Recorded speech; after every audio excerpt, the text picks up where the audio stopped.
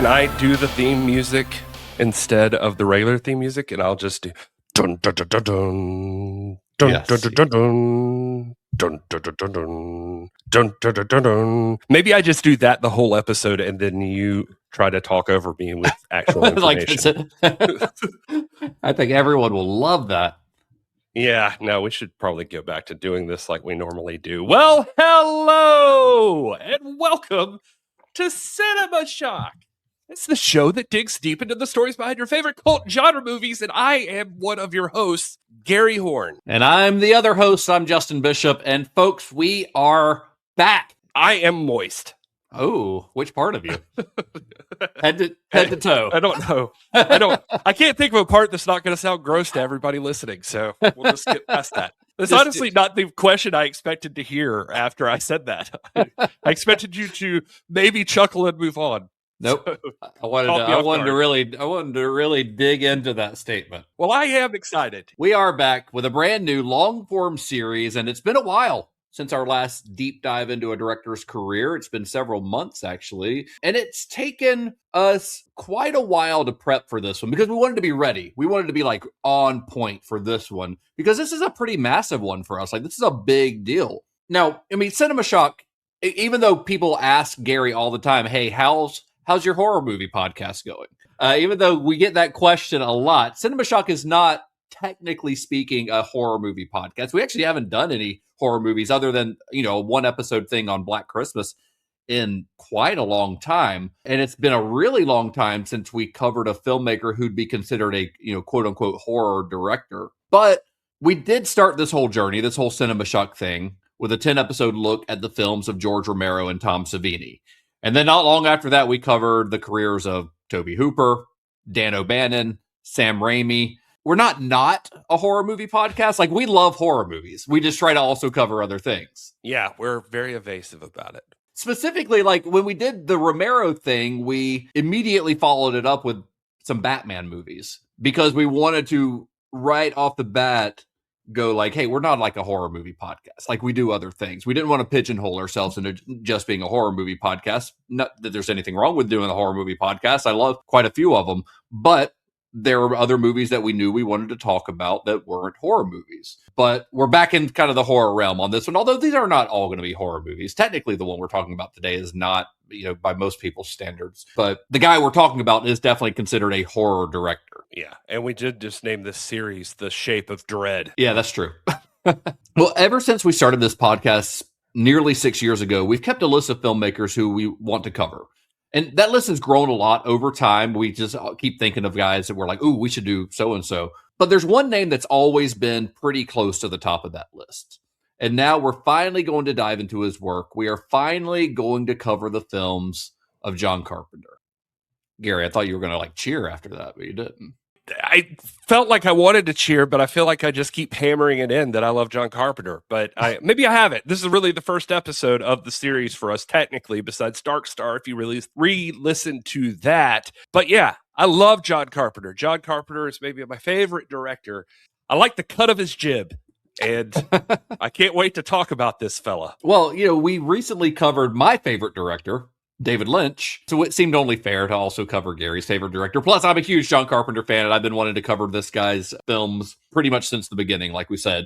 And we're going to treat this much the same way that we treated David Lynch's series in kind of chapters.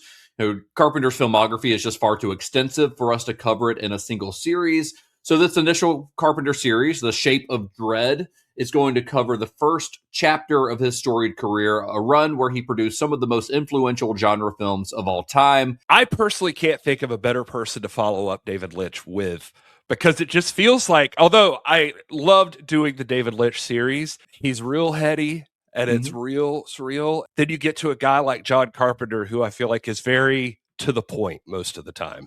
Yeah. Like very matter of fact. Very economical in his storytelling, in a good way. In a good way. Yeah. So it's just an interesting juxtaposition between these two guys. We're all about balance here at Cinema Shock. Right. We're kicking this series off with the movie that truly put John Carpenter on the map, and that is 1976's Assault on Precinct 13. Freeze! This is the police. Drop your weapons and place your hands above your heads. On Saturday, 6 members of the gang known as Street Thunder were ambushed by the police. On Sunday, the warlords of Street Thunder swore a blood oath to avenge their dead. For the gang called Street Thunder, it is a day of vengeance. It's war in the streets. Oh, Jesus, come on. Come on, I'll give you my money. Just don't hurt me, please. It's terror in the night. It's the most shattering assault on a police station in history. Assault on Precinct 13. This is the siege. It's a goddamn siege. Precinct 13. Cut off. Isolated in the middle of a city. As a human wave of street killers turns the night into a nightmare. We got a war going on down here. We can't find the damn thing. A white-hot night of hate. Assault on Precinct 13. Hey, before we get started, I do want to announce that I read a book. and I'm really proud of myself. Good job, Gary. Like, would it have pictures or anything? There are some pictures, yes. That's the only reason. That's the only way I got through it. But no, I wanted to give credit to sources because I did take a lot of stuff I know now about John Carpenter from these sources, and so I want to make sure that I mention them and I'm not just an asshole. The main ones that most of the stuff I have comes from are John Carpenter, The Prince of Darkness by Giles Bollinger, I think is how you pronounce his name. There's also Order in the Universe, The Films of John Carpenter by Robert C. Kumbau. There's Don't Call John Carpenter a Horror Movie Director is an interview from Interview Magazine with Dave Portner from Animal Collective. It's just a really in-depth interview about music and some other things from his filmography, but I ended up pulling some stuff from there for this film especially. And then also there's an interview on The Flashback Files, is I think the name of the site, and it's called Fuck 'Em, I Don't Care. I wanted to definitely use that one just so I could say it. Well, my sources on these, a couple of them are the same, the Order in the Universe book and the John Carpenter Prince of Darkness book, which is basically an extensive like book-length interview with John Carpenter that expands his entire career. I use both of those as well. My main source was is simply called The Films of John Carpenter. It's written by John Kenneth Muir, who's one of my favorite genre film historians. We also used his books as sources for our Tobe Hooper series and our Sam Raimi series. He's a really fantastic film historian that really largely focuses, not exclusively, but largely focuses on like horror movies and things like that. And of course, for this episode in particular, the Shout Factory Blu-ray release of Assault on Precinct 13, which has several interviews with Carpenter and cast members and a commentary by Carpenter that served as a great resource for this episode too. Now, real quick, before we get rolling on this episode, I do want to say a quick thank you to all of our subscribers over on Cinema Shock Plus. Even though it's been several months since we worked on a long form series, most of y'all have still stuck around and kept your memberships intact, which is pretty cool. And hopefully you felt rewarded with the bonus content that we've been putting out on the members only feed every single week during that time. Specifically, we've been pumping out episodes of Fire Shock with Me, our Twin Peaks watch along series, where we've been discussing and analyzing Twin Peaks: The Return. And in fact, we said this on our Intro to Dark Star that we reposted, but that show, Fire Shock with Me, was sort of the main reason that the main show here was forced to go on a semi-hiatus. So we really, truly appreciate every single member of Cinema Shock Plus. And I do want to give a shout out to a couple of new members, folks who joined actually during the hiatus, because y'all are the real damn heroes, because you joined even though we weren't pumping out new episodes. But we have a shit ton of stuff in the backlog, so there's plenty of content for you to get access to. So I want to thank Tim G., who joined at the projectionist tier, and also thanks, Jeff. Yeah, just scream their names. That's what I do. That's what I can offer. Well, good luck with this next one, because I also want to thank DPR 130498, who joined. DPR 134098. I don't know if I got it right. I don't think I did. It was a little wrong, but it was pretty close. But DPR 130498 joined at the auteur tier, meaning he's getting the uncut video of this episode as well. And he's also giving me a really good reason to remind you that whatever your username is on Fourth Wall is the name that we're going to say here. Oh, yeah. But maybe that's really their name. Maybe So, that's their birth I don't name. know. Maybe that's what their mama named them. And I have no judgment for that, especially joining at the auteur level. That's amazing. Thank you. That's for awesome. that. Yeah, thank you. So you're looking at our dumb faces right now. Yeah, sorry. Sorry, yeah, we apologize for that. But if you want to join those folks and get full access to that Twin Peaks series, plus the full extended episodes with bonus content that you won't find anywhere else, head to cinemashock.net/plus to become a member. And thank you to everyone who's already done that. You guys are fucking cool. If you like what you hear here, I think we talked about giving everybody all of the stuff that comes. Like we have special features for episodes. I don't want to harp on this for forever in the episode. We want to get right into it. But there are the cool added bonuses you get by being a Cinema Shock Plus subscriber, like percentage off merch. And you get the special features with like further viewing and somebody needs a nap on these episodes and that sort of thing. We try to make it a lot of fun for you over there. Thanks to everybody who's helping keeping this thing afloat. Yes, thank you much. All right, so before we get to the story of Assault on Precinct 13, let's set the stage a bit and talk about how John Carpenter got to that point. First, he was born. That's a good place to start. John Howard Carpenter was born on January 16th, 1948 in Carthage, New York, and his lifelong obsession with film began very early. At 4 years old, he saw his first movie in a theater, which was John Huston's The African Queen, and that single viewing was all that it took. He was mesmerized by it. He said he remembers not being able to pin down what was even happening in front of him. He thought that like maybe the actors were literally there doing all of this stuff behind a screen. And so he was seeing this live, but all he knew for sure was what he was seeing up there was not real life. This was something heroic and different, I think is how he put it. And he knew he was already in love with the fantasy of whatever this thing is. In fact, he says of the gifts that his parents gave him in life, fantasy definitely came from his mom taking him to the movies. That's cool. His dad, not so much. He wasn't comfortable with that side of life. He thought that was weird. His dad's influences were more cerebral, but we can talk about that later. Well, in the mid-1950s, his father, Howard, who was a music professor, accepted a position at Western Kentucky University, and the family relocated to Bowling Green in Kentucky, where John spent his formative years living in an actual log cabin that sat there on the university campus. And during those years, he threw himself into cinema with the hunger of a kid who'd found his calling early.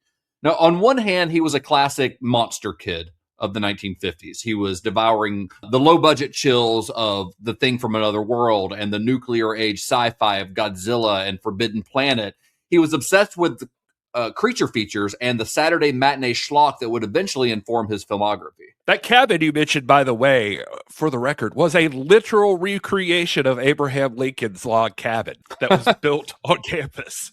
Yeah, it wasn't like out in the woods. It wasn't like rustic. It was on campus as just like a landmark on campus, but faculty could live there, and his dad, who was a faculty member, was like requested to live there, and they moved in. Yeah, he said it was bizarre. Like it had a fence around it and this giant garden that every flower indigenous to Kentucky was in this garden. Wow. He said it just felt like being a pioneer out in weird. He said everything around him in town, and then obviously the university campus, was totally unlike this place he was living in. So he immediately kind of felt separated or isolated from the world around him. He's in this weird little pocket, like in the middle of everything that's just bizarre. Like you're like a tiny piece of the frontier just plopped out in the middle of Bowling Green. And I guess that's important to keep in mind for him. And it's also worth noting that Howard Carpenter wasn't just a professor. He was head of the music department there. Yeah. He was a classically trained violinist. Something about the idea of walking by a random log cabin on a university campus and then like Godzilla screaming and there's violin playing upstairs. It just seems, it seems like what a weird fucking house this must have been. I mentioned that just because the music side is all important, because just as early on as the movies hit, Carpenter had this love of music. Fun fact, Howard Carpenter was in a group called the Nashville Strings. Also, he was the principal violinist for the Nashville Symphony Orchestra. And most importantly, he played violin for Waylon Jennings, Roy Orbison, Patsy Cline, Ray Stevens. Even more importantly, he played violin on Brenda Lee's Jingle Bell Rock. Whoa. So let's show some love for that. I don't know that that's more important than Waylon Jennings, but I'm not sure how Ray Stevens worked his way into that list of people. Because I like that song, The Squirrel Went to Church. And, he's got a pretty awesome music pedigree there. And I wonder how Howard felt when John took all that music power and just made it scary. Yeah, I was going to say show people getting murdered. Well, alongside the monsters, Carpenter was absorbing something much more formal, the westerns of Howard Hawks and John Ford. Now, for Carpenter, the western wasn't just another genre. It was the ultimate in cinematic language. Now, while he loved the creatures, he was obsessed with the code of the West, that specific brand of Hawksian professionalism where a group of men are trapped in a room defined entirely by their competency and their loyalty to one another under pressure. That siege structure that he saw in movies like Rio Bravo would become the structural skeleton for almost every movie that he'd ever make. He was effectively learning how to build a classical Western, even if he would eventually end up filling it with, aliens or killers in masks. Yeah, his actual first camera, he says he received an unused 8mm camera his dad had handed down when he was 8 years old. He just said he had no use for this stuff, so he gave him a splicer and some glue to use too. He had no idea what he was doing with any of this, but he became obsessed with wanting to make his own movies, and now he has the tools to do that. So he did what everybody does with their first camera. He made a porno. I was going to say it's weirder that he's 8. I know. Yeah, I was about to say he's 8 years old. On a serious note, you rightly do mention the Rio Bravo obsession, but the deeper context is that this specific movie was huge because it played at his local theater for a decent run, and he just saw it over and over again. And so much so that he says he remembers just being in the lobby, I guess. He said he would stare at the poster for it. And he says he remembers seeing the words Howard Hawks, Rio Bravo, and he realized for the first time that one single person was the architect of what this entire vision is. Yeah. He was learning what a director actually does. And what an auteur is, even more importantly. Sure. Yeah, he wasn't just watching these movies for pure entertainment. I mean, obviously that's where it started, was for pure entertainment, but he was studying them. And by high school, he was already a prolific filmmaker. He was churning out backyard epics with titles ripped straight from the schlock piles, like The Revenge of the Colossal Beast, Terror from Space, and Godzilla vs. Gorgo, which honestly is a movie that should exist. Godzilla vs. Gorgo should have happened. But, yeah, for real. Well, I guess it did, just in John Carpenter's backyard. Right. We'll never see it, though. Well, no, it's probably lost. When he was making these movies, he was already experimenting with stop-motion animation, rear projection, forced perspective. He was essentially running a one-man special effects house before he was old enough to drive, and that hands-on DIY impulse never left him. Those 8mm backyard epics weren't just standard 2-minute shorts either. He had the one Revenge of the Colossal Beast that was an insane 40 minutes long because he said he refused to just make kid stuff. He was making cinema. His next one was called Warrior and the Demon. And he was apparently a ruthless child director. He was getting his neighborhood friends to act in the movies. And if they wouldn't act and do what he wanted to do, he would just he had a remote control for the camera. And he's I'll just do it myself. And he would get in front of the camera and just do the parts for himself. I guess most kids in Bowling Green, Kentucky probably didn't give a shit about monster movies, but he was still trying. They wanted to play baseball and eat a popsicle or some shit. They've got teenage fucking Kubrick over here really screaming at him about get on your mark. But he talks about the creative drive being such a weird thing. At the same time he's wanting to do this, he was talking about, I got into writing. I wanted to write stories, but not short stories. Fuck that. He's I'm writing a novel. I'm just going to right out of the gate write a novel. And for what it's worth, his father thought all of this, especially the monster movie obsession thing, was frivolous. And he worried it was warping John's mind. Because I imagine they're sitting at dinner and he's saying, so I was on a Johnny Cash record today, John. What did you do? And he's oh, I used a vacuum cleaner to make it look like my monster could breathe. Oh, okay. So that's when he tried to get John into classical music training because he thought this would help straighten him out a little bit, I think. He started teaching him violin, which John says he played but was absolutely miserable at. Hmm. He said his dad was pretty rigid, but eventually let him graduate to the keyboards, which he says, at least now I can half-ass play those. So the thing is his dad is wanting like a new Mozart probably. And John's like, I don't know, man, maybe I can use 3 or 4 chords and bang out a masterpiece in here that does some business. And I guess the best part is he can. Anyway, my other favorite thing is Howard Carpenter is worried about his son's mind getting warped. So he's intervening with the violin. Then his son goes on to create some of the most iconic horror material of all time, including a soulless killing machine who will traverse 50 years of cinema, literature, and video games. Congrats, Howard. You fucking nipped that one right in the bud. So, I guess realistically, there's this other side to this. Howard, for what it's worth, because I feel like I should say this, he's afraid of his son chasing a dream that he doesn't think he can get is what's happening.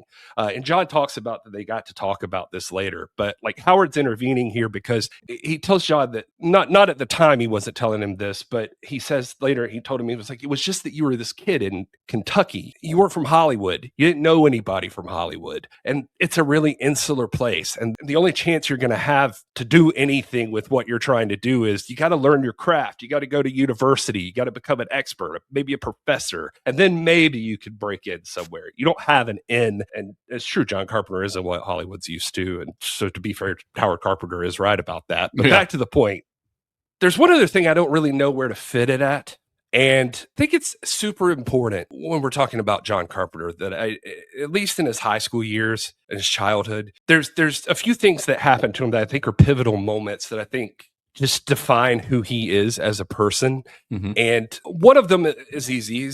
He's got this great story about when he was 11. And he said his father is like telling him how life is. This is the structure of the way your life is going to be. This is what you do and how you get there and that sort of thing. And he says he's like going along with it. But then he said that this is also the time that his dad stopped him and said, okay, but you also need to be distrustful of what I'm saying to you.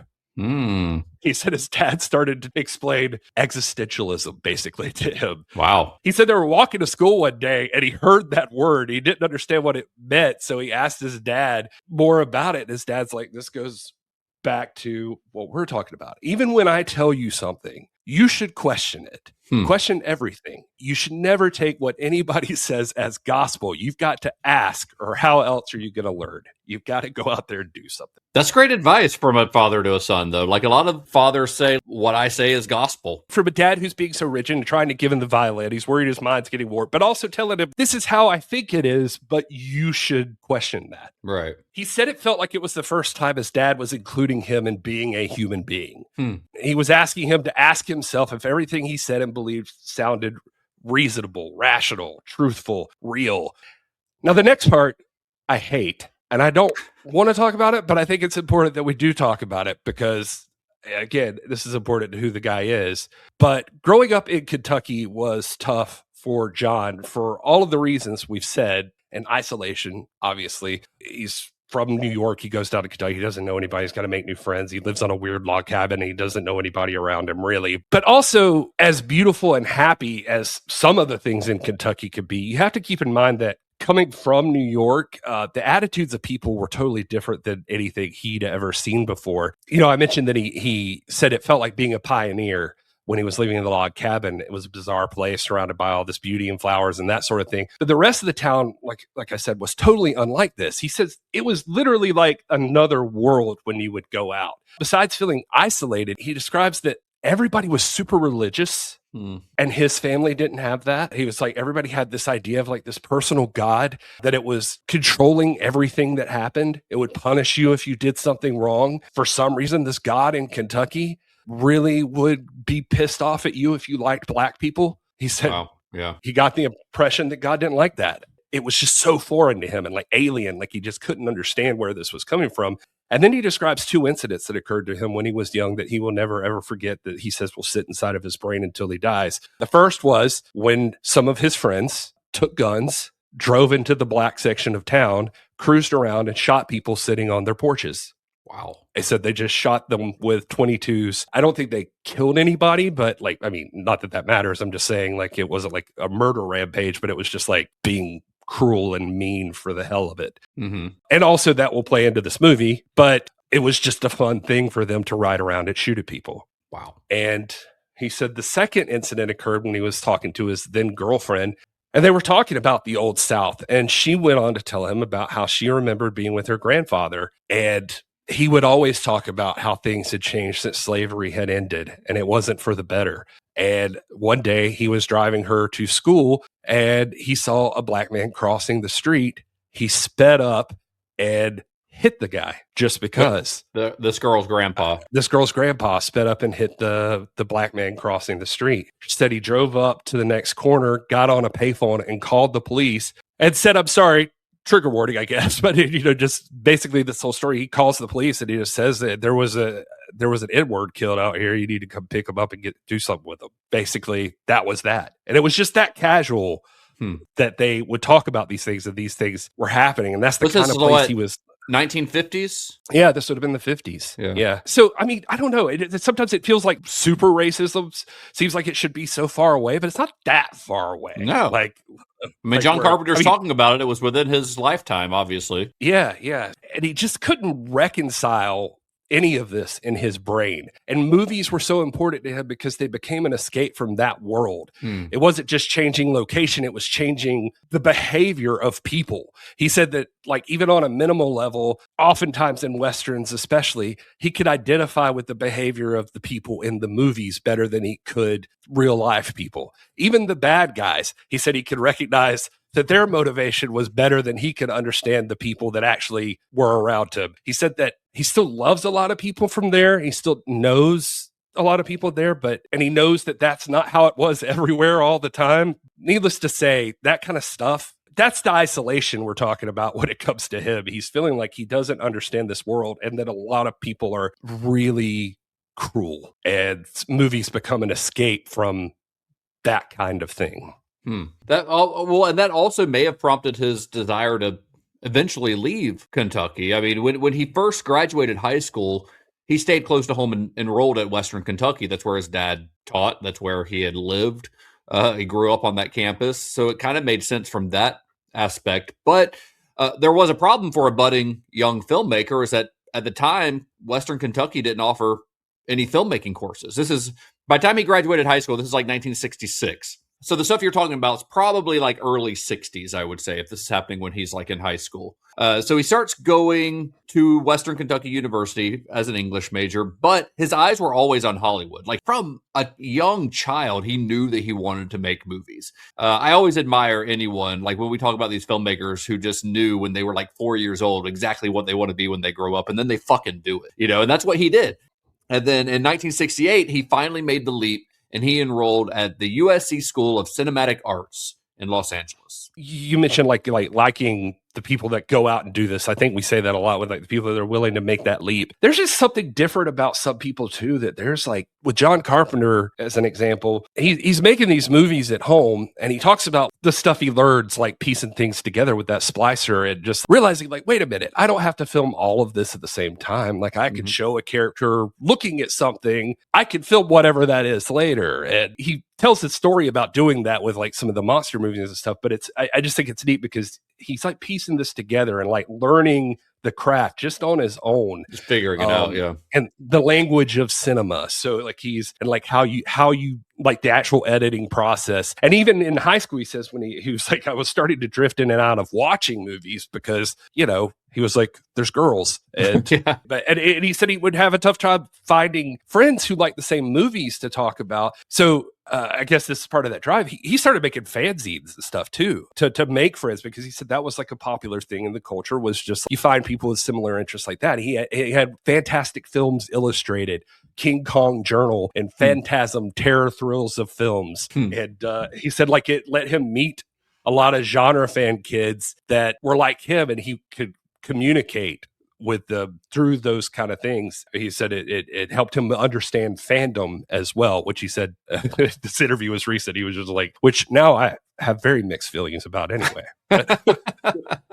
Well, once he was at USC, he made his first student short film. It was called Captain Voyeur, produced in 1969. And that short if you've seen it, gives a pretty good indication for where his career was headed. It's this 7-minute long black and white exercise in tension that features a masked man, POV point of view shots, and a stalking rhythm that really reads in retrospect as a rough draft for Halloween, only kind of like if Michael Myers was more just like a pervert, like a peeping Tom. Right. Obviously, we've discussed the feeling of being isolated, which played into watching the world around you and feeling separated from it. But Captain Voyeur, it's heavily influenced by Hitchcock's Rear Window, too. And he liked the idea of learning how to make the audience complicit in the stalking. But it's also the closest we get to the porn I mentioned earlier. or is it? We'll see. Did you watch Captain Voyeur, I assume? Yeah. It's pretty interesting. And it was lost for years. I think it was rediscovered in like 2011. Somebody found it in the vaults at USC. So for up until 2011, it was considered gone forever, which is pretty cool that somebody was able to find a copy of it. Now you can watch it on YouTube. Well, the year after that, he contributed to The Resurrection of Bronco Billy, a Western short that actually won the Academy Award for Best Live Action Short. Now, Carpenter didn't direct this film, not technically. That credit went to James Rokos, but he was the engine behind it, serving as editor, composer, and co-writer alongside his friend Nick Castle. Now, from some of the stuff I read about this short, it seems like Carpenter was also essentially a co-director on it. He says that everybody kind of shared equal roles is really how it worked. Like everybody was kind of doing everything. It seems like how he describes it. But he kind of felt disconnected from the Academy Award win because he wasn't the director on record. Like he didn't get the credit as the director. And maybe that's why he'd later insist on always having his name above the title. He's like, I'm not going to let that shit happen to me again. This is John Carpenter's whatever. Yep. And despite the Oscar win, Carpenter describes his time at USC with a trademark touch of cynicism. I feel like we're going to feel that a lot during this series. Not with John Carpenter. No cynicism with him. But he felt that the school was more interested in teaching the business of Hollywood than it was with the art of what was on the frame. This outsider mentality started pretty early on. Even with a gold statue in the mix, he still felt like he was always fighting the system. That cynicism he had with USC, I think it comes from in the late 60s. He kind of talks about it like it was going through this transition. When he finally got to USC in 68, he wasn't just taking standard classes at first. Like he said, they would have guest lecturers like John Ford, Orson Welles, Alfred Hitchcock. And yes, his absolute idol, Howard Hawks, came in. So he got to learn from Howard Hawks directly, who, by the way, he notes terrified him because of his, quote, steely blue eyes. So very weird. He wants to learn from these guys, but the school is starting to pivot to this new Hollywood thing. He mentions it was more about avant-garde and business management. And so he's essentially a man out of time here. He's like, I want to be a 1940s style director or something, right. And, trapped in these 70s experimental films or whatever. Now, before I say he completely shit on it, I will say that Carpenter has said that he loved the education that he did get at USC. He says 75% of what he learned about the process, he did learn at USC. But, kind of going back to what you were saying, one part we're technically leaving out is, he's fighting the system at USC, I guess, like with how everything is. The reason for a guy like John, and we know this about him now, that he's struggling here is that he and his three crewmates here financed the resurrection of Bronco Billy with, it was like $2,000 to $3,000 of their own money. And it won an Oscar. And the school, you mentioned not getting the director credit, but also the school's distribution branch released it on their own and made money from it and did not share one dime. And they kept the Oscar. They saw nothing from this. Carpenter said it was like an art school saying, we own any paintings you do here. Yeah. And he was like, how dare you? Yeah. Who are you? Yeah. He said he didn't even get to go on stage and accept the award. The school accepted it. They sent somebody to accept it. The next day, the head of the department just walked into class with the Oscar in a brown paper bag and let them look at it. That's so fucked up. I know. I mean, imagine you're like in a cramped apartment or something. You got a gold statue somewhere that you earned, but you're just like staring at a bowl of cold ramen. And it's a bitter irony that you win an Academy Award at 22 and it does nothing for you, I think. Yeah. They actually just look at it as like some kind of fluke or whatever. You just have to still feel like some kind of interloper in Hollywood. This outsider status of John Carpenter is like a personality trait. It feels like is forged by experience after experience that he has. He gets the highest honor in the industry, and he can't get a fucking meeting. He's at parties like, yeah, I got an Oscar. Hey, can I borrow $5 for the bus fare? But hey, USC taught him the business of Hollywood by exploiting his unpaid labor and stealing his profits. So, well, hey, he's learning lessons. That's for sure. That's an authentic Hollywood education. What more do you want? Well, then in 1974, we get Carpenter's first major directorial work, which was Dark Star, a low-budget psychedelic sci-fi comedy co-written with fellow USC student Dan O'Bannon, and we love Dan O'Bannon. But Dark Star was a grueling 3-year labor of love that started as a student film and ended as a feature-length theatrical release in 1975. And I love Dark Star. I mean, I rewatched it before we started this series. It's a scrappy, kind of sardonic deconstruction of 2001: A Space Odyssey. And it feels like it's clearly made by people who loved and wanted to subvert the genre simultaneously. It didn't set the box office on fire, of course, but it established Carpenter's voice, I think. It's very like lo-fi, I guess is the best way to describe it, but you can still see some of what you're going to see in other Carpenter films in Dark Star. His dry wit, the philosophical undertow that so many of his films have, the total command of mood on a very, very low budget, characteristics that would take him far in the coming years. And of course, we covered the making of Dark Star pretty extensively here in our series on the films of Dan O'Bannon several years ago. So if you want the full story, we just reposted it, so it's there in the feed right before this episode, but it's a pretty good episode, so go check that out in our archives. So I'm not going to get into all of it here because we've already covered all of that pretty extensively, but the aftermath of that film's release is really where our story today truly begins. So after 6 years at USC, Carpenter, he said, fuck it. He dropped out. He's done. I'm done. Dark Star was finished. And while it received critical praise for what Carpenter and his crew were able to pull off with a $60,000 budget and zero studio support, it wasn't exactly the golden ticket that he had expected. Instead of a multi-picture deal at a major studio, Carpenter found himself living in a cramped Hollywood apartment, surviving on what he later described as a mix of unemployment and depression. Ever been there? Yeah, been there, definitely.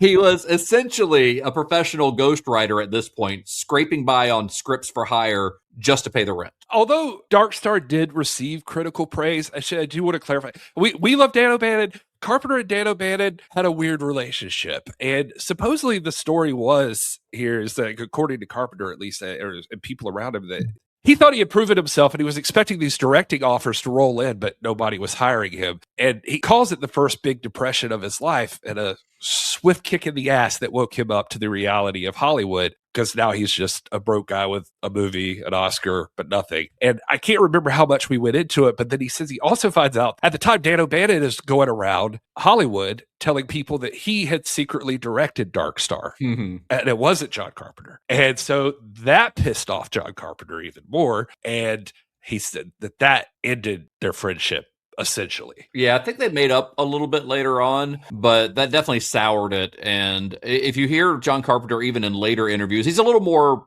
diplomatic about it. Like, I think even in the special features on the Assault on Precinct 13 Blu-ray, there is a like Q&A after a screening of the movie where somebody asks him about that, or they mentioned it. And he's like, we both wanted to be, his answer is very like political. He's like, well, we both wanted to be directors and you can't have two directors on the same movie. And then he kind of moved on from there. But he does name a character Dan O'Bannon in The Fog, so. True. He definitely says that was the thing. From that point forward, he said, everything I do, I'm going to fail on my own, and I'm not having a symbiotic relationship with somebody else that can undo me. Yeah, nothing brings two young artists together like making a movie for no money and then arguing over who did it.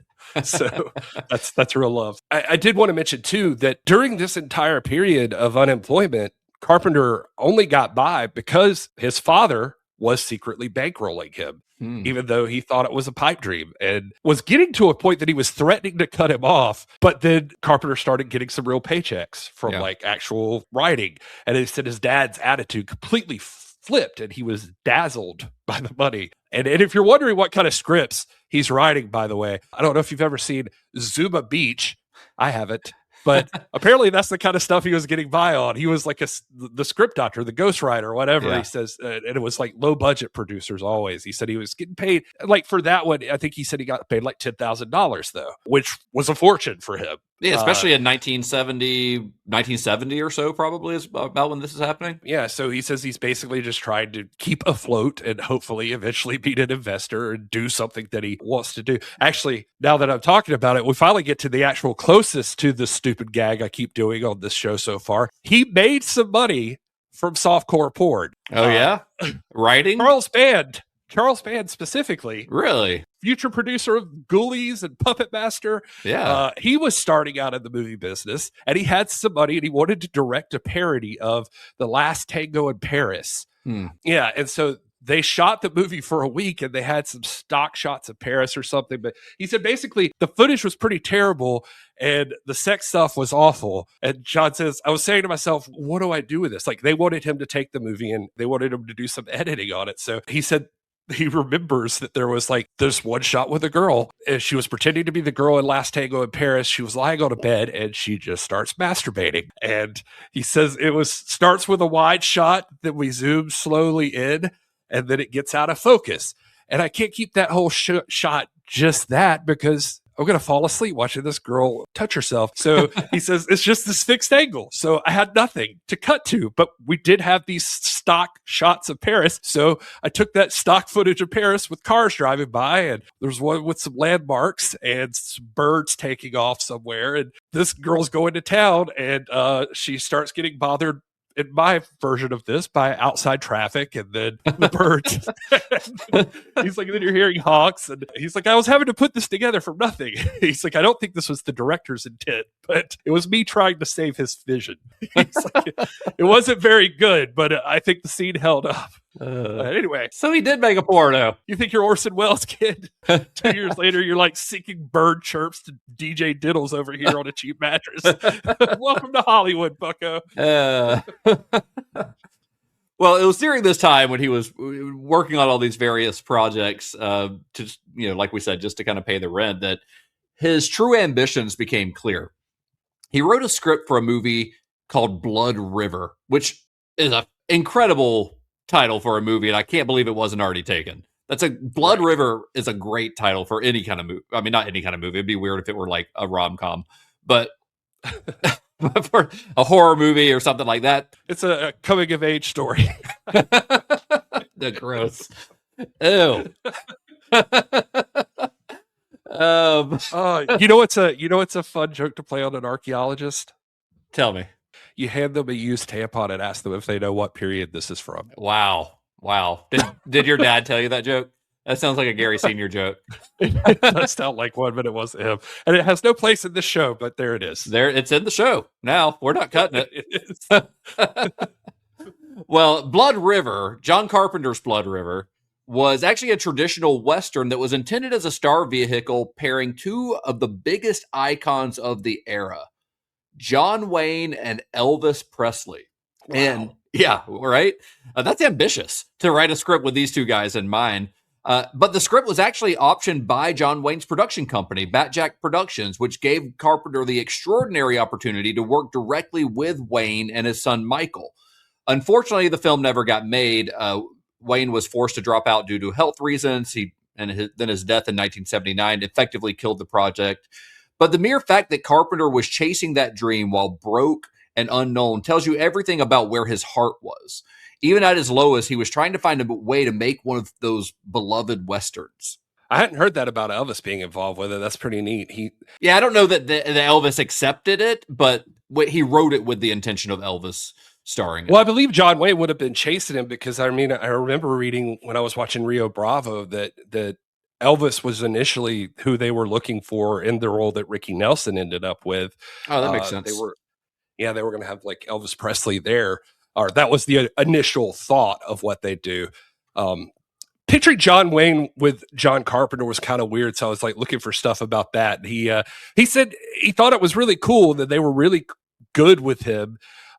He said that he felt out of place because he's got this long hair and he's John Carpenter and he's with these like conservative Hollywood cowboys or whatever. Yeah. But he said that Michael Wade joked all the time that he looked like the hillside strangler. And so he's probably just looking at it, shoot him on the lawn or something. But anyway. Well, Blood River actually technically did get made many years later, but as a made-for-TV movie that premiered on CBS in 1991. And instead of Elvis and John Wayne, it starred former child actor Ricky Schroeder and Wilford Brimley, with an ex-Mrs. Carpenter, at this time, ex-Mrs. Carpenter, Adrienne Barbeau, in a supporting role. Nice. Yeah. All right. I mean, I don't really know what to say about that. Well, I haven't seen it. Probably won't. Probably won't. You think it's got a 4K release out there? Unlikely. Yeah. But it's probably on YouTube.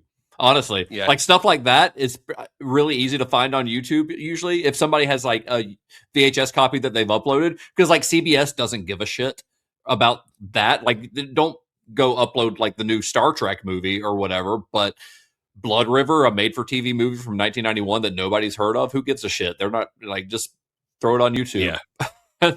Where our lawyers are not going to come after you, I don't think. Right. How would they even look for it? They probably don't even remember it exists. Right. So. Yeah. Yeah. We're probably reminding them that it exists. Uh-oh. Sorry, uploader. Sorry, on uploader. YouTube. That's going to get demonetized. Well, the break that Carpenter was looking for eventually came through one of his USC connections, a guy named J. Stein Kaplan. He and his business partner, Joseph Kaufman, offered Carpenter $100,000 in financing, mostly gathered from their families, to make an exploitation picture.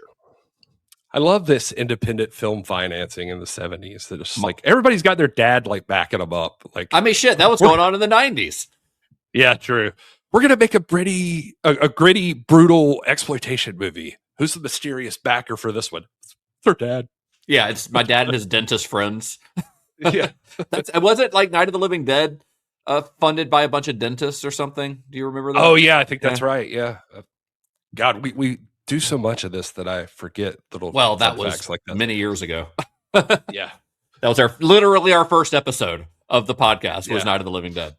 Yeah, they did like a hustle for ad sales and stuff like back then. Yeah. I think.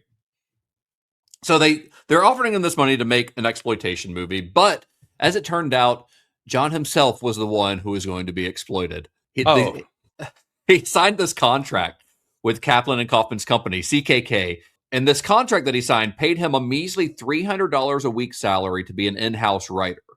So John's living in a rundown Hollywood apartment, surviving on a menial wage, while CKK owned every single word that he put on paper. This kind of goes back to what happened with what you were saying about like Bronco Billy, you know? Yeah. The school kind of did the same thing to him. Yep. Now, during this stretch, when he's working for CKK, he turned in two major scripts to them: a gritty siege movie called The Anderson Alamo and a high-concept thriller called Eyes. Now, Eyes is about a fashion photographer who develops the clairvoyant ability to see serial murders from the point of view, the eyes, of the killer. It had a lot of potential as a crowd pleaser, even beyond the exploitation circuit, and John recognized the potential. He knew that these scripts were good enough to be his ticket out of that shitty apartment, but he needed a Hollywood heavyweight to see them. So he reached out to a man named Jack H. Harris, who was the producer who had distributed Dark Star. Harris had made John's life pretty miserable with his micromanagement in the past while they were doing Dark Star, but he was one of the only guys in town who really recognized John's talent as a triple threat, you know, a writer, director, and composer. John showed the Eyes script to Harris, and Harris, impressed by the script, handed the project to Columbia Pictures producer John Peters, telling him, "Look, this kid's got talent." Yeah, John Peters, for those unfamiliar, by the way, is the infamous producer from that Kevin Smith story about Superman, like when he got brought in. With the giant spider? With the giant spider, yeah. Wow. Same producer. He was, we'll talk about his girlfriend, Barbara Streisand, but that's like how he got into the producing business was around this time. And he would go on an evening with Kevin Smith. I think it was the first one of those. He tells this story, and it's amazing. It's insane. Just, trying to get a Superman movie made. My favorite part of this section too, that I don't want to leave out though, is how Harris actually wanted to use that talent next because he thought John Carpenter was talented, but after Dark Star, Harris was legitimately trying to get him to direct a movie called Streaking, starring the infamous Linda Lovelace of Deep Throat. Wow. Yeah, so almost another porn crossover. But was this like going to be like Linda Lovelace's like breakthrough into mainstream cinema, like when we did Marilyn Chambers and Rabbit or something? Yeah, it feels like it would have probably been something like that. Yeah, like interesting, or not like hardcore porn or anything. Right. Weird. There are a lot more porn connections here than I was expecting. There's a lot more than I expected when I started making that joke initially. Well, because John was under contract with CKK, they're the ones who actually stepped in to broker the deal with Columbia Pictures. And Columbia bought the script, but their involvement came with some strings attached.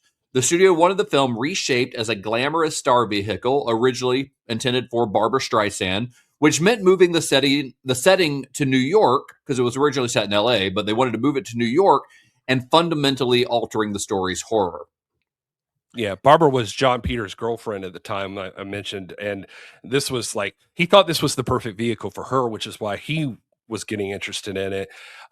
He was her hairdresser originally. If you listen to that Kevin Smith story, I guess, I don't know, he made waves and worked his way up. But the moving to New York through John Carpenter, he says he started reading plays by Neil Simon to learn how New Yorkers even talked, because he was himself a self-proclaimed country boy at this point. So he says, basically then he says they start bringing in other people to help out and stuff starts getting completely out of hand. And then Streisand started to feel like it was a little too, quote, kinky for her taste. Well, Carpenter's original killer in the script was a terrifying, faceless, random force. Does that sound a little familiar for a John Carpenter movie? Yep. But the studio wanted a melodramatic romance where the killer turned out to be someone that the heroine knew. And recognizing that he had no desire to write that version of the movie, or really the ability to, because he, like you said, didn't really know how to write a New York set film, which is ironic considering one of his biggest movies in a couple years down the line. But he decided to withdraw from the project completely. Eyes, which was later renamed Eyes of Laura Mars, passed through numerous hands before David Zelag Goodman finalized the script. I think he's got the official script by credit. And the finished film, which was directed by Irvin Kershner and starring Faye Dunaway, was released in 1978, and Carpenter hated it, of course. But his name remained on it as a story and co-screenplay credit. And having a glossy, $8 million studio picture on his resume certainly didn't hurt. Yeah, you say hated it, but and this is what you'll see a lot of with JC. On one hand, he hates it, and then on the other, like now when you ask him about it, he says, whatever. I got paid and I wasn't emotionally invested or, something. He just writes it off. But that's him saying that, looking back, at the time, he was not thrilled by this development. He actually says that the main part that ever bothered him was that in his script, the heroine sees through the killer's eyes.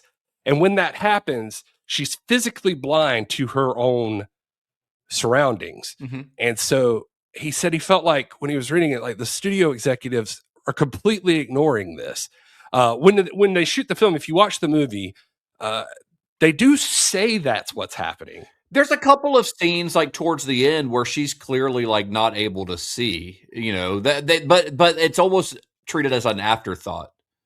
Well, yeah, she says she can see through his eye. I think she literally says it in the movie, it's like it was in the script. But he says he's seeing it, and she says that, but then she's driving down the fucking road, and it happens, and somehow she's still making turns down alleys and across the street and everything. And he's like, "You guys," he said he called him up and is like, "You're missing the point."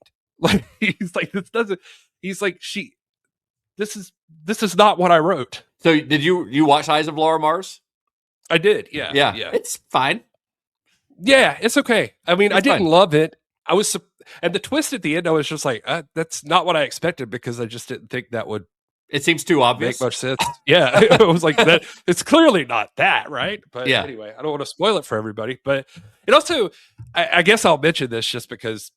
But it's so weird to me. One thing that trips me up is just, I know we're not talking about Halloween, but when you think about Halloween coming up and like this killer that he was writing for Eyes of Laura Mars is the idea that will get merged into what Michael Myers becomes later. Yeah. It's also so weird that this idea about seeing through the killer's eyes is used in Halloween 4. I couldn't help but think of that. That's I'm true. Like, Yeah. I'm like, that's so weird. Which he didn't write. I was like, So yeah, or Halloween 5, I guess it is really. yeah, Halloween 5. Yeah. But yeah, I don't know. I just thought that was interesting. I was like, I don't think that they were using it from Eyes of Laura Mars. I bet it's a anything, but total just coincidence. Yeah, just a trippy coincidence. Yeah.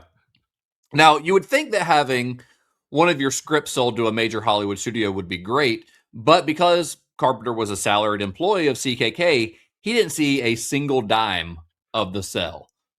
He was still making that same $300 a week paycheck while his work was being traded like a high-value commodity by the money men. Sound familiar? See, this is why he is how he is. Yeah, he's earned it. he has earned it. In the Prince of Darkness book, which is an interview, he does mention $20,000 in there somewhere that he got. He says something about he was fine. I got $20,000 out of it or something. And so I don't know. Like the interview I read with him, he talked specifically about not making any money off of it. So, but again, this is going to happen a lot when you are talking about a guy who's looking back on his career that's lasted 60 years at this point. Right.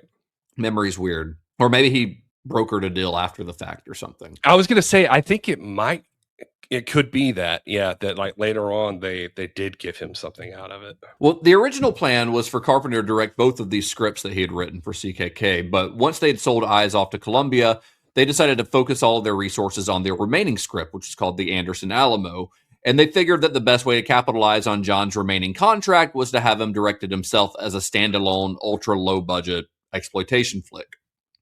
And see, they were still going to give him that $100,000 budget that they had originally offered, but here's the kicker. They weren't going to pay him a director's fee because they didn't have to. Because he was under contract with them, legally all that they were required to pay him was that same meager salary that he'd signed on to. But Carpenter agreed, and he spent 8 days doing a final aggressive polish on the Anderson Alamo to make it feasible to do on a $100,000 budget. He started stripping it down to the bone because he knew that he didn't have a cent to waste. 8 days. I tell you what, this guy can fucking go. I took 8 days to get this desk organized. I respect that focus. We've been working on this podcast episode for much longer than 8 days. Right. And although I guess this is probably before he, first person shooter video games weren't around then, so he wasn't distracted. He wasn't as getting often as he distracted. is now. Yeah. So that's probably what's tying him up these days.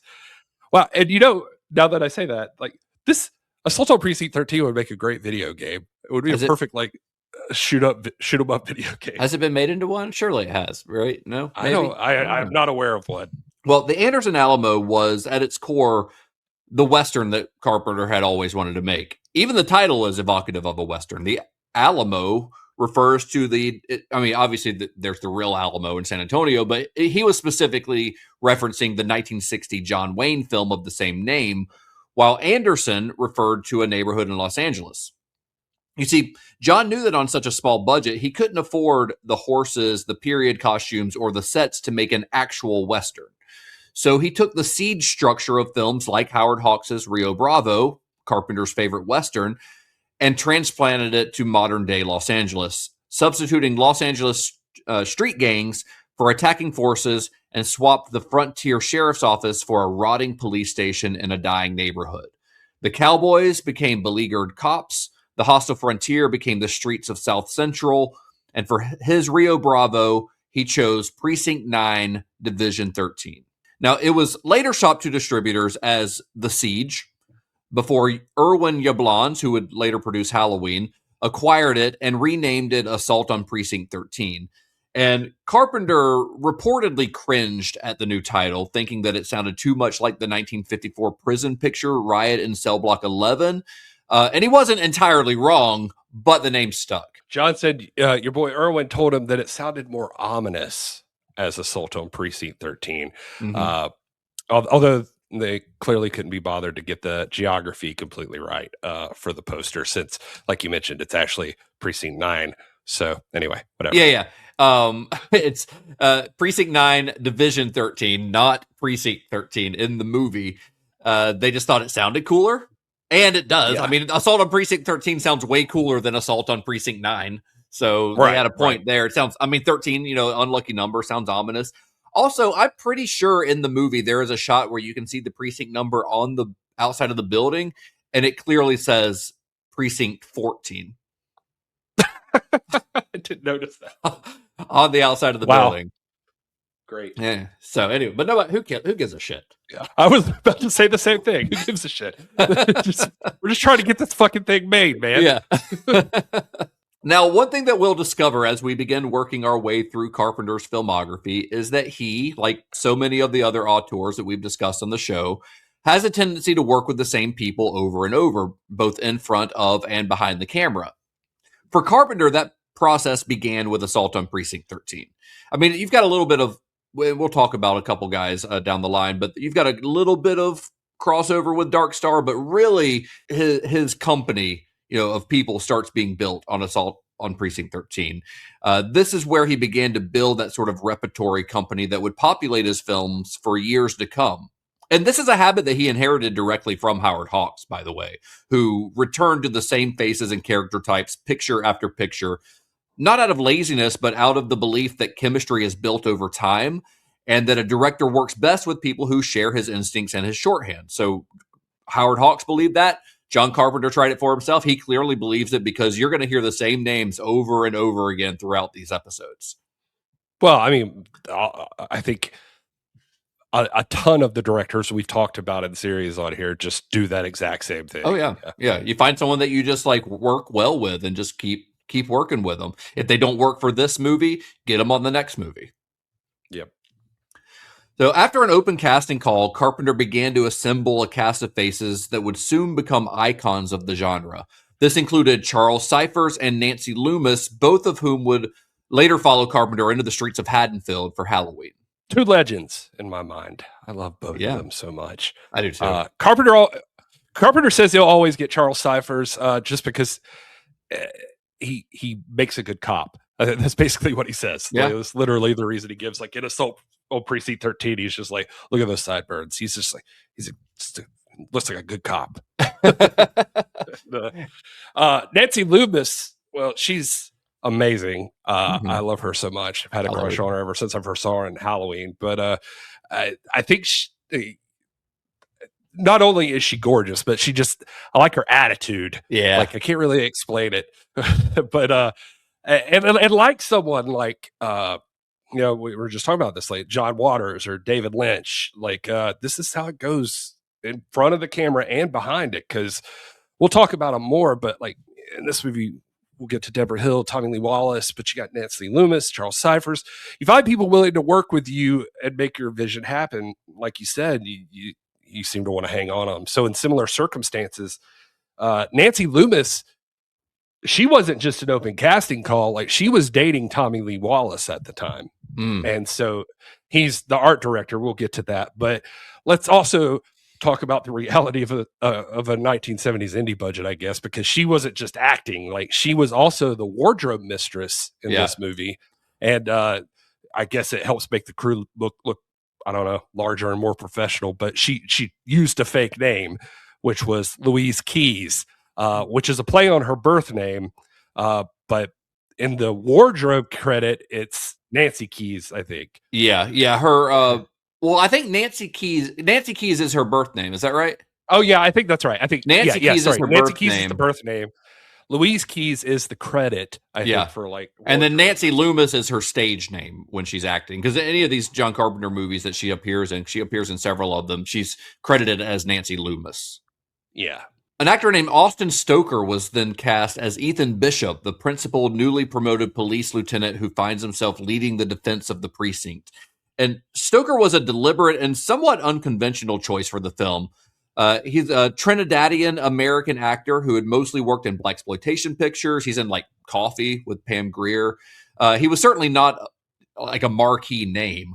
Carpenter cast him because he had the right physical authority and quiet competence that the role demanded.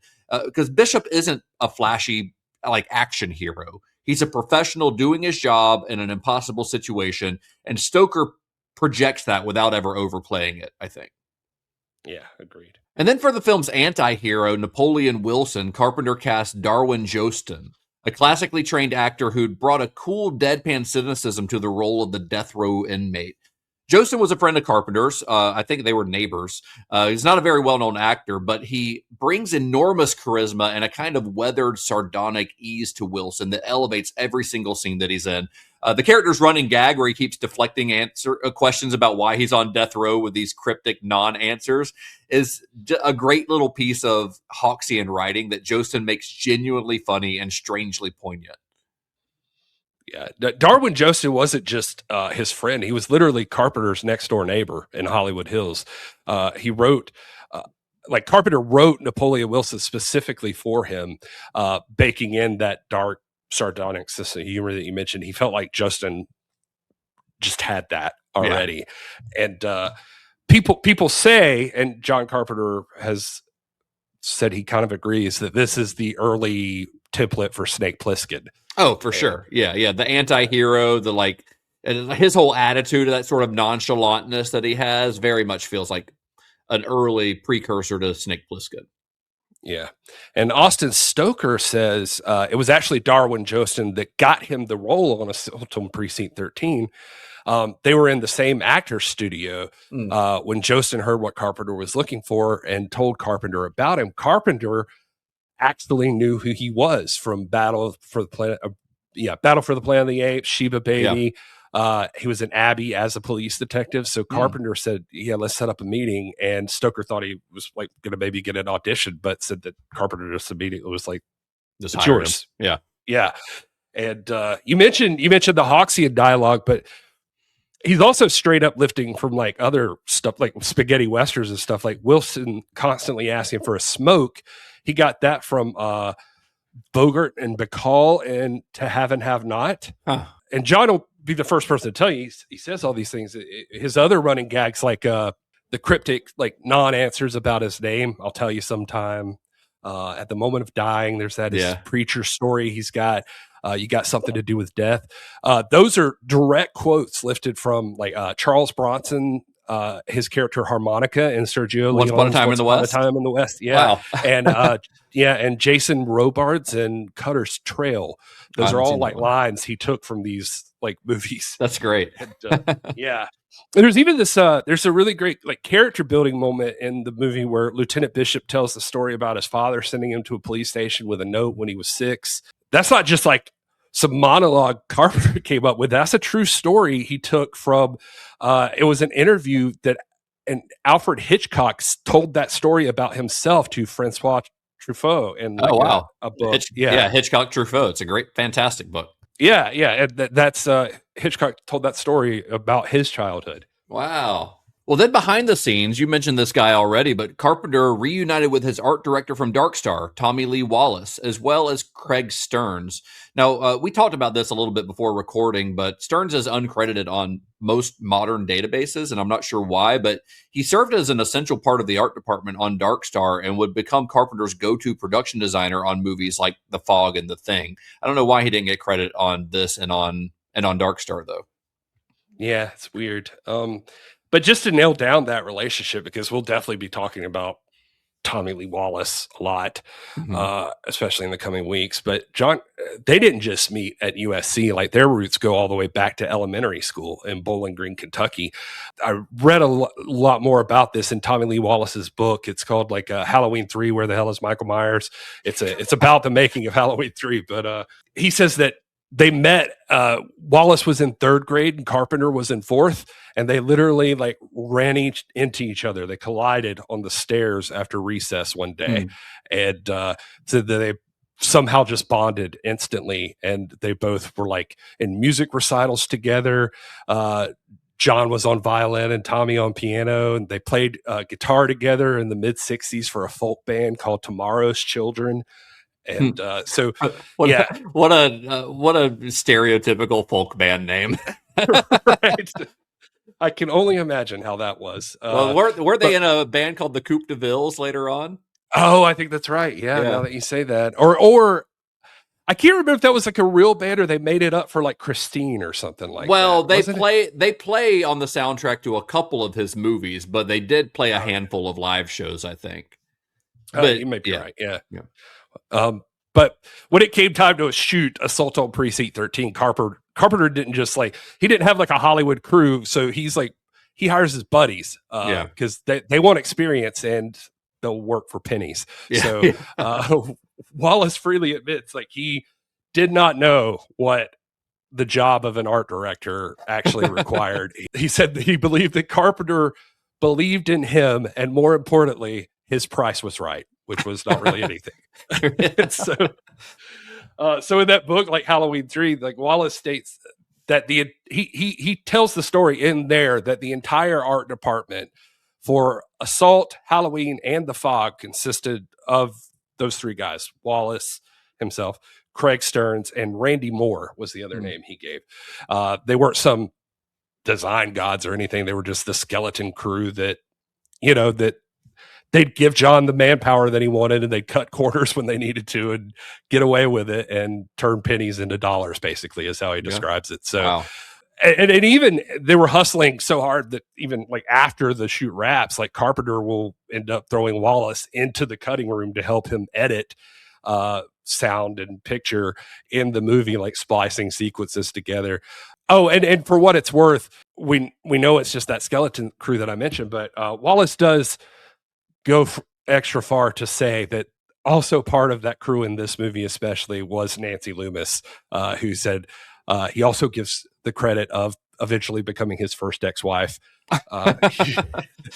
He says she was not just hiding behind her wardrobe credit and acting. She was actively, constantly on set, regulating props, doing whatever odd jobs they had to do to hold it all together. Yeah.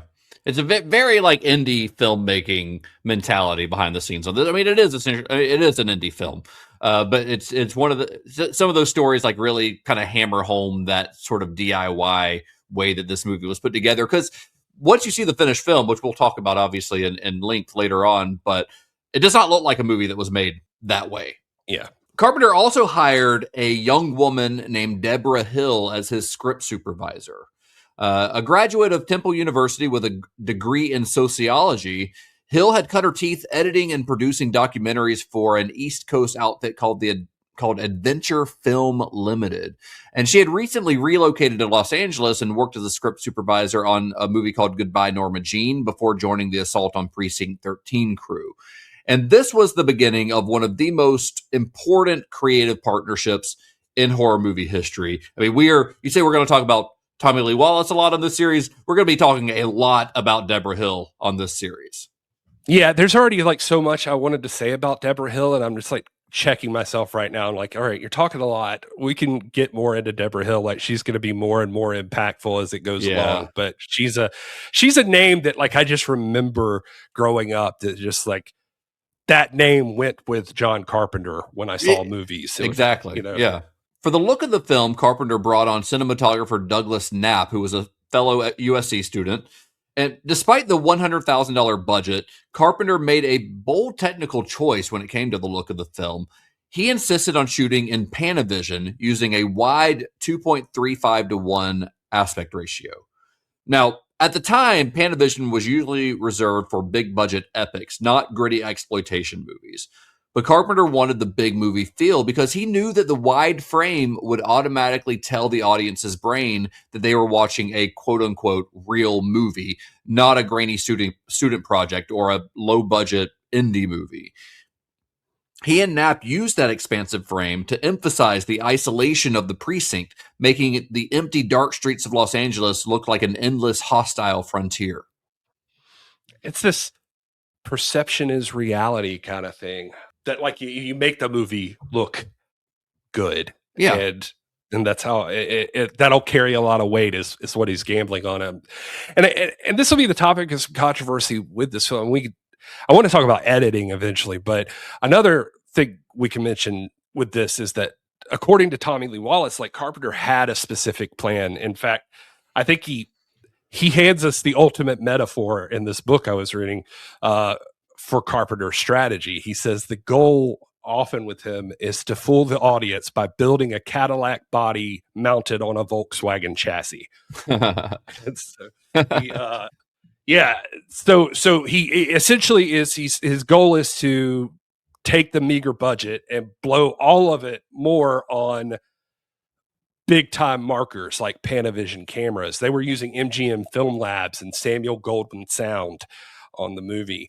And it actually caused a big issue with their production manager, according to Wallace. Like, his name was John Sirjamaki, and he was a classmate of theirs, but he said he was having like this ethical crisis about the shoot because he felt like everybody else was getting underpaid, although they were like John's friends and everything. But like, he's like, you're underpaying them and feeding them junk food so you can afford like all this other, like the cameras and shit. Wallace says the gamble started to feel like it paid off immediately for him, because you read interviews with him and he says he remembers the first time, like the first dailies he got to see, like projected literally on a bed sheet in a ratty apartment. And he said it was so wide and it spilled off the sheet.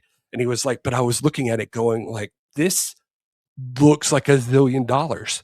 This is that's a real movie. Yeah. Well, and you got to also think that he was being, Howard Hawks as his hero, essentially. And Howard Hawks shoots those wide vistas. John Ford shot those wide vistas in, a wide aspect ratio. So it kind of makes sense that he would gravitate to that. It's just usually the budget on a film like this doesn't allow that, but he knew that would elevate the film. And you mentioned them eating junk, but did you read the story about this guy named Joe Woo that worked on the film? I don't think so. So I ran across this story where there was a guy working on the film, Joe Woo, and he did a few different things on the film, including, I think he might even be one of the gang members, which we'll get to. But he also owned a place called Joe Woo's Chinese Kitchen, which is in Los Angeles, not far from where they shot the film. So he would actually essentially work as the caterer for the film as well and cook food out of that kitchen for the cast and crew. Yeah.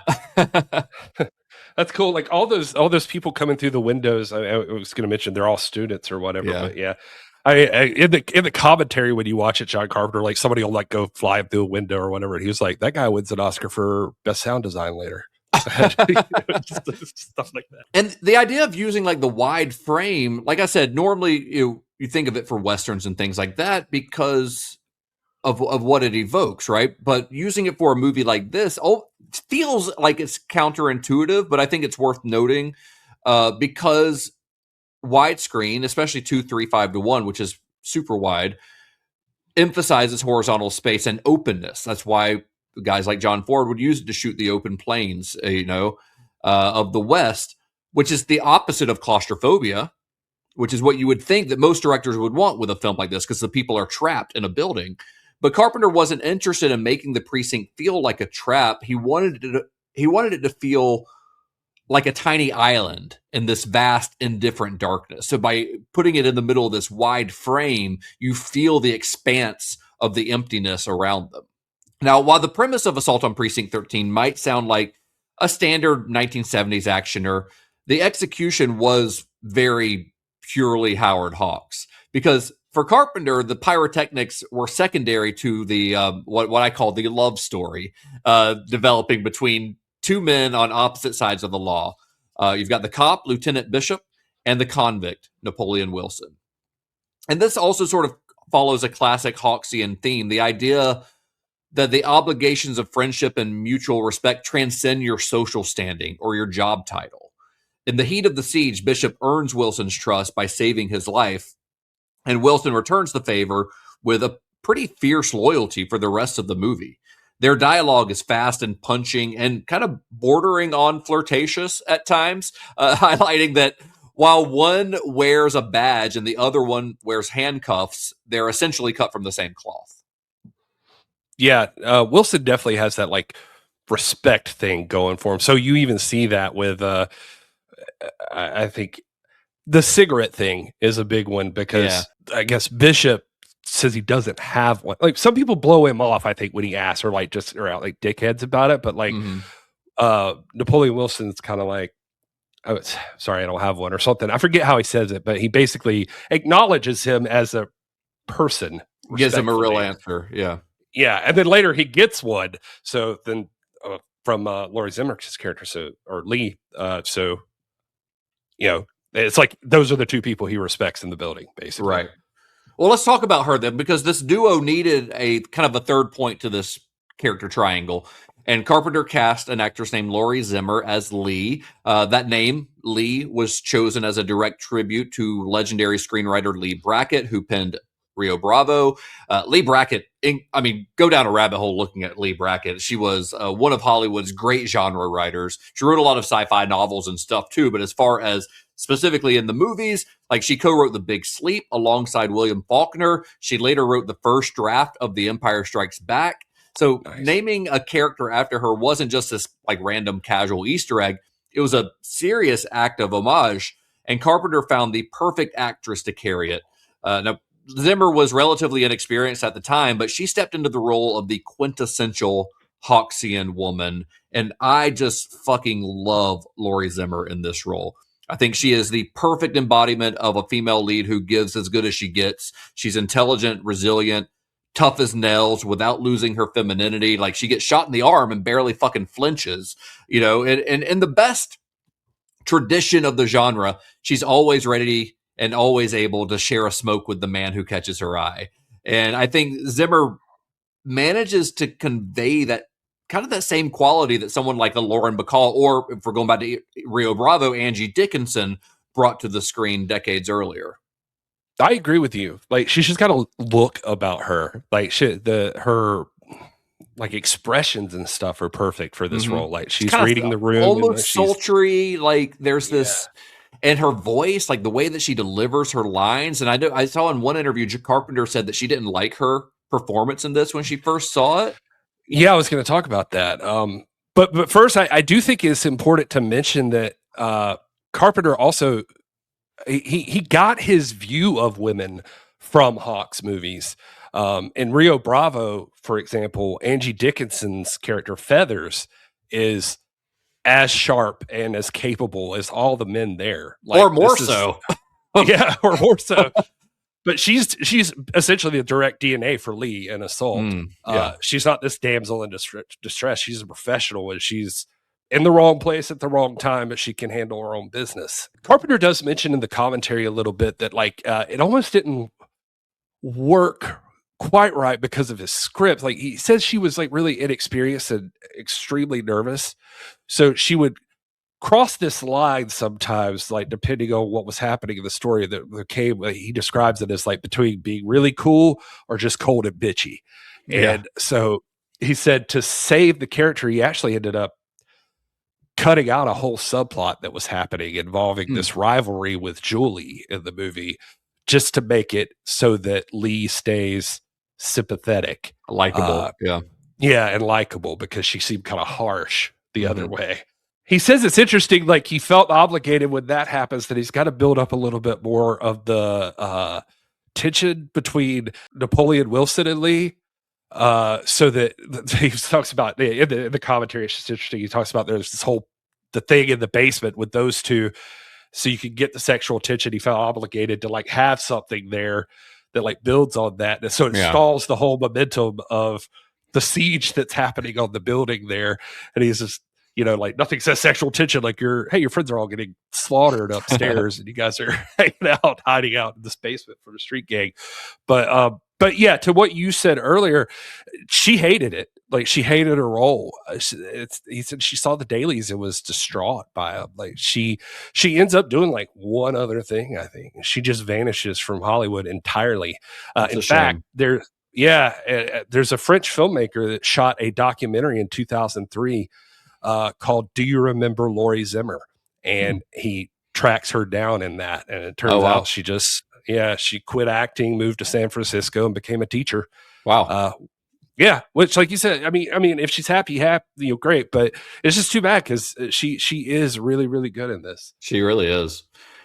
And then Carpenter filled out the supporting ranks with men who brought their own heavy histories to the set. He cast a veteran Western actor named Henry Brandon, best known for The Searchers, where he was somewhat problematically cast as a Native American chief. He plays the veteran officer Cheney. And for the convict Wells, Carpenter looked to boxer-turned-actor Tony Burton. Now, Burton, who would later find fame in the Rocky franchise, he plays Apollo Creed's trainer. He was cast in part due to his own past. He had apparently served a real-life stint in prison for armed robbery, which kind of gives the role a level of authenticity that money couldn't buy. Yeah. I mean, look, if you talk about Westerns from back in the day, you're going to stumble into some problematic details here and there. That goes without saying, but Henry Brandon, he was actually because he's playing, he embraced his legacy from The Searchers. He always apparently jokingly referred to himself as John Wayne's favorite Indian. But he's a German born actor whose real name was Heinrich von Kleinbach. Wow. Wow. It's as German as you can be. But he named himself Henry Brandon. I get, which is probably another thing you had to do at the time, considering when this would have all been happening. But sure. Anyway, he said that he didn't have to audition either. Like, Carpenter literally saw his photo and in a casting file that got brought to him, and I think saw that he was in The Searchers or something. It's just like, I'm getting that guy. Yeah, why not? Yeah. And you can tell it too in the scene where he gets shot coming out of the police station or whatever. In the commentary, John Carpenter's watching, and he's just so happy about him. He's like, "Look at him! He's so good at dying." So are all those westerns. Oh, and as far as Tony Burton, the key detail that kills for me is he like you said, he became an actor because he served over 3 years in Chino for robbery. He discovered the talent because he was taking these prison therapy programs, and one of them was using acting exercises, and he found out he was good at it. Yeah, he found out he was good at it. He really liked acting. He was also apparently a really good chess player. Wow. So he's in The Shining. He gives the snowmobile or whatever to I forgot the character's name, but Dick Halloran. Yeah, in The Shining. But yeah, he said he was supposed to be there for 2 or 3 days or something only, but he ended up staying on set the entire time because Kubrick liked having him around to play chess with. And he was wow. He was the only person on set that could keep Kubrick on his toes with nice. chess. That's awesome. So with the ensemble locked and the crew ready, it was time for Carpenter to step in front of the cameras. But the clock was already ticking. They had a mere 20 days to pull off an urban epic on a shoestring budget. And in the shadows of Los Angeles, the siege was about to begin. Next week on Cinema Shock, we're going inside the precinct for part 2 of our story. We'll be breaking down the logistical nightmare of filming in real Los Angeles neighborhoods, a shocking scene that almost got the movie an X rating, and the grueling 20-day night shoot that turns a low-budget indie into a global sensation. But of course, if you don't want to wait and you want the full uncut deep dive into Assault on Precinct 13 right now, head over to cinemashock.net/plus to become a member. Like we said at the beginning of the episode, Cinema Shock members get access to all kinds of stuff, including full uncut ad-free episodes, which not only gives you the full story before everyone else, but includes other bonus material that you're not going to find on the main feed. But for everyone else, we'll see you next week for the conclusion of our look at the film that put the master of horror on the map. I'm excited to continue this one, Gary, aren't you? I am. What a tease. Los Angeles nightmares and X ratings. I'm in. The porno's about to begin, finally. Well, and let our listeners know where you can be found on the internet. I am at This Is Gary Horne.